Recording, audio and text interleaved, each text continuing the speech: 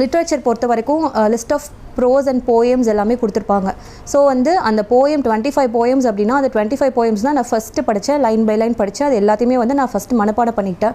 25 போயம்ஸுமே நான் மனப்பாடம் பண்ணேன், அந்த குரூப் டூக்கும் இந்த குரூப் டூக்கும் ரெண்டுக்குமே. ஏன்னா வந்து நான் வந்து 100% என்னோட லிட்ரேச்சர் பார்ட்டை மட்டும்தான் நம்பியிருந்தேன் ரெண்டுக்குமே. அதனால் நான் வந்து 25 போயம்ஸில் எந்த காம்ப்ரமைஸுமே பண்ணல. போயம்ஸாக இருந்தாலும் அதோட ஆத்தர்ஸாக இருந்தாலும் அவங்க எந்த நாட்டில் பிறந்தாங்க, அவங்களோட லைஃப் டைம், இந்த மாதிரி ஃபேக்ட் எதுவுமே மிஸ் பண்ணவே கூடாது. ஏன்னா வந்து டிஎன்பிஎஸ்சி பொறுத்த வரைக்கும் ஃபேக்ட் வச்சு தான் ப்ளே பண்ணுவாங்க. Fact is very very important.